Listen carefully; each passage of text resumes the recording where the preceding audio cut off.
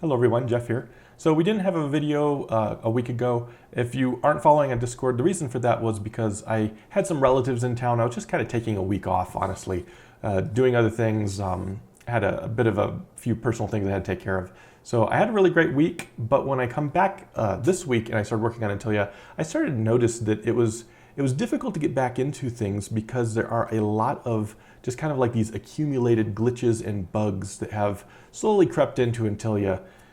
I think that these video updates have been really positive for, we talked about this before, the positive time pressure they create, but they can also lead to this temptation to make every video update kind of a feature update. And so all through the work, you're just trying to do what's required to get the video footage you need for the feature. And I don't want to do that too much because what starts to happen is we have more and more things accumulate that never quite get finished off. A good example of that is the Antilia launcher. We made great progress on it, but we never quite rolled it out to the dev team. They're not using it still. And if you click the launch button, it still doesn't launch Antilia. So there's things like that that really need to have, the final 10% of the project completed. And so as I get back into things, I'm kind of looking at the game, looking at the things that kind of have been overlooked a little bit. And I think I'd like to do that today, kind of just run the game. We'll just do a live walkthrough of what's working, what's not working so well, and I'll try to maybe even fix a few bugs here while I'm at it. So let's go ahead and take a look. So when I'm playing, I'm not creating a new game each time, I'm just loading. And let's just do that process. Let's take a look at some of the things that we know need to be fixed, and then we'll decide maybe what we'll try to fix next. So one of the first bugs I know and I'm aware of is if we initiate an action such as creating a game or loading a game, a single player, if we cancel that and then we try to do that again, we're going to get a crash. So that's the first one. And I generally know what's going on there. It can't launch the Antilia server again. Even when you play locally as a single player, it uses the Antilia server to handle the actual server side of the game. And this has several advantages, one of which we know that the game is generally somewhat ready and prepared for multiplayer because even single player is working through the multiplayer server. Now you'll see, here's another one that I noticed just the other night. See how these characters, they're oddly, when I create new characters now, they're oddly faded and I see them twice. Like there's the face shot and then there's their whole body. So I'm not sure what's gone wrong there. We'll maybe take a look at that today. I'm not sure if we'll get to that one or not. But that one's got to be fixed. That one's just annoying. So we'll go ahead and load in here. Now it showed 3 characters, but I've actually deleted a couple of them because I encountered this bug last night. Now if I have more than one character, when I go into game, it'll crash. And it took me a while last night to figure out what on earth was going on there. It was real confusing and kind of unfortunate because I'd just fixed a bug and I added another character in the process of testing that bug. And like for one time I ran the game and everything was great, and then the second time it just keeps crashing. And it took me a while to figure out what changed. The code didn't change. It took me a while to figure out because I had a second character we were encountering this bug. So we'll sort that one out. It has to do with the movement system.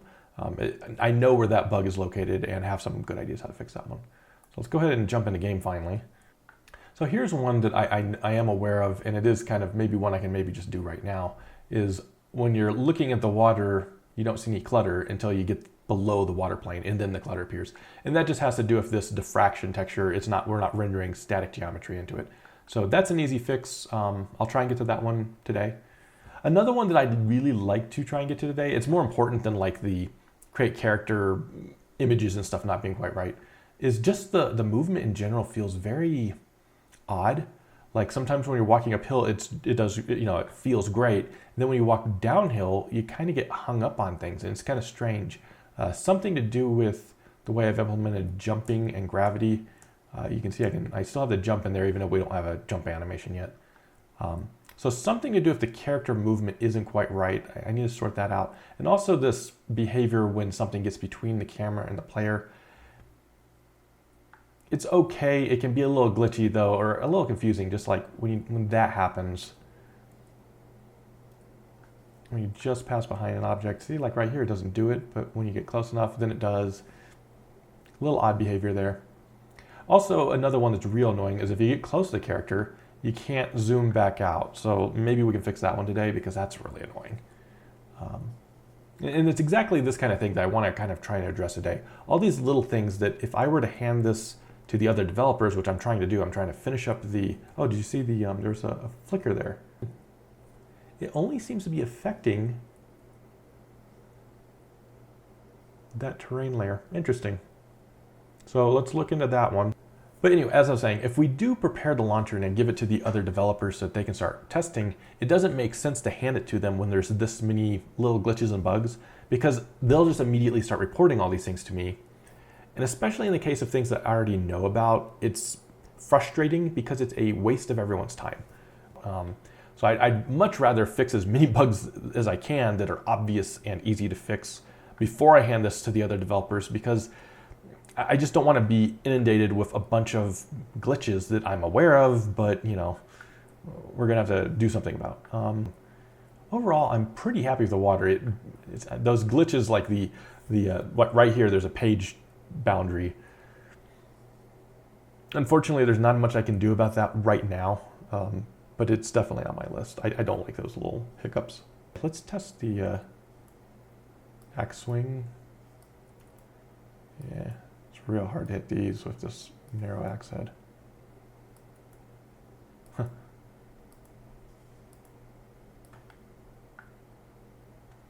Interesting. If you hit the tree while it's falling, did you see that? It gave me more wood and stuff, so that's something that's going to have to be fixed. I think you can also hit these little bushes too, because they're technically a tree. If I hit it now, does it? Yeah, it does. Yeah, that's okay. That's a new. But how did I not notice that you can do that? I guess in the past, whenever I got the tree to fall, I would stop and I didn't pay attention that, yeah, we need to mark it so we can't hit it anymore. Let's go ahead and jump in Visual Studio and see what we can do about some of these bugs. So the first bug, the clutter underwater, that should be fairly easy to sort out. We'll just jump into, I believe that would be in the game state, where it sets up the render stages and how things get rendered basically. So this is basically the code right here. I won't go into too much detail how this works. If you're not into rendering, you're not going to understand it. But there's a lot of like composition that goes on. We don't just render triangles of screen anymore. We render a lot of times to textures, and then we use those textures to, you know, render layers and lighting and all this stuff. So this one's probably almost certainly pretty straightforward. We just got to find the refraction target, which is this one here, and make sure that the static geometry is not being excluded. So that's the line of code right there that's causing that not to render.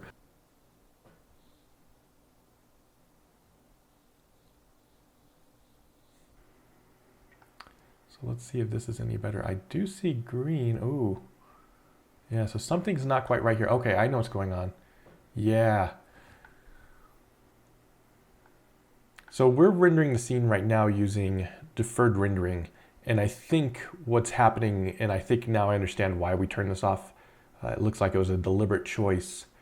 The clutter renders using instancing, and there's something about, this is kind of complicated, but we're rendering the main scene using deferred rendering, but the refraction and reflection textures are rendered using the standard straightforward approach. So there's something missing in this shader here. There's like a dozen different ways I can do this. I'm just trying to figure out how I want to do this. I don't really like this override technique thing, but I don't want to go re-architecturing half the rendering process right now. So I'm just trying to come up with a way to do this that is somewhat elegant maybe.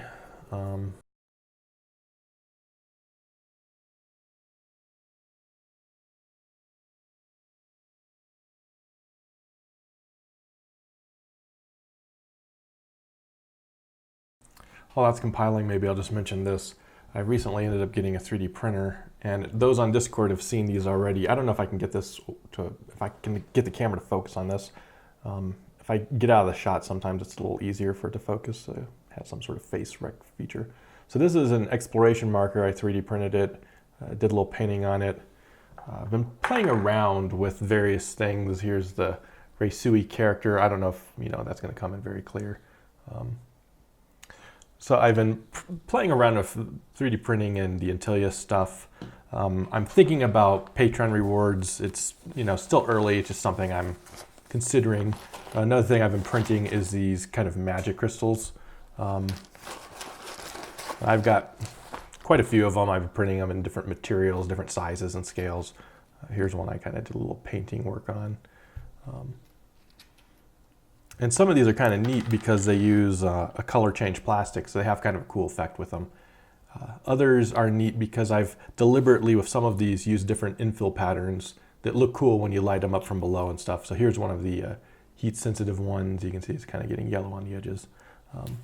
So playing around with those, I've been thinking about maybe some Patreon rewards. Nothing solid yet. I'll make a video about that in the future if we end up doing something like that. And for those who don't know, yes, the project does have a Patreon. I link to it usually at the end of the video. I don't talk about it a whole lot, but if you're looking to support the project, I would absolutely appreciate the support. And there's always a description, or in the description of the video, there's always a link to the Patreon. So. Okay, let's go ahead and take a look at what we got afterwards. Okay, yeah, looking much better already, I can tell. It's rendering again. Cool. There's still a pretty noticeable difference because above water, I'm not rendering this shadows and caustics effect. I'll have to think about that. Well, you kind of see what I'm up against. You fix one thing and it's just, there becomes the next thing that's the biggest kind of eyesore. Next, I'd like to try, I don't know if I'll have time to fix the movement. I'd really love to fix the movement, and I'll definitely do that this weekend. But let's try and fix this one, because you see what just happened there. I didn't even touch the scrolling.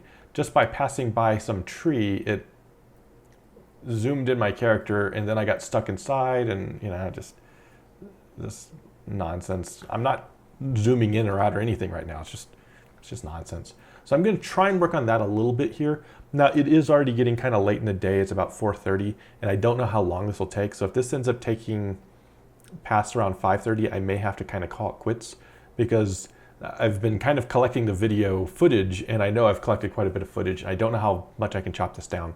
So I'm a little worried that I've got an hour or two of editing in front of me, and then another hour or two of uploading. And by then we're getting pretty late at night when the upload's going up. So I'm going to try and sort this out, see if I can find a solution to this, or just improve this thing a little bit. Okay, so I've been playing around this a little bit and doing some coding. I am out of time at this point, but I thought I'd show you what I was able to do. So for one, I was able to add a filter. We have this really nice system already in the collision system that I've been working on, not the physics stuff, but for my own use, I'm able to put kind of like tags on objects. And then when I do my query, I can automatically filter out things that have those tags or don't have required tags, stuff like that. So I've put a tag on the character such that when I'm moving the character, or I'm using the ray intersection features to determine how far back to move the camera, I always exclude the character now, so the character isn't confusing things anymore, and that's helped quite a bit. Another thing I was able to do is it turns out that it wasn't so bad getting the terrain to collide with the camera again. So I did get that back in as well. Where I still do have some problems are these, I think it may be the trees, or it's something to do with ray intersection in general. I'll have to do more debugging and try and tease out what's going on here. And I can pretty easily reproduce some of this. Like, okay, so here, if I put my mouse cursor, because the mouse cursor also uses the same ray intersect thing. So if I put my mouse cursor here, I can't seem to hit this tree, which is really odd. And if I go on this side of the tree, I pass right through it. The camera can't see it either. But from this direction, suddenly it does work. And if I point this way, I can hit the trees and stuff. So something is going on here that is very odd. It's very irregular, and like right now I can't seem to, you'll see that little red box pop up when there's a successful intersection. See it, okay, it detects this tree, but you get the idea. There's something a little wrong here. I'm gonna have to keep working on that. We've run out of time. So that's gonna do it for this week's update. I hope you enjoyed. If you have any comments on any of the stuff you saw this week, please leave them in the comment section down below. I'd be interested in hearing your feedback on the 3D printing, the Patreon rewards. Maybe this when the character is walking and a tree passes between the camera and the character. I'd like your feedback on that as well, as far as should I move the camera to the character. It's difficult to make those decisions sometimes as far as when to move the camera around and when not to. Or if you have any feedback on anything else you've seen in the video, feel free to leave it in the comments down below. So that's going to do it for this week's update. I hope you enjoyed, and I hope to see you next time. Take care. A special thanks goes to this month's Patreon supporters. If you'd like to support the project, you can do so by visiting www.patreon.com/Antilia.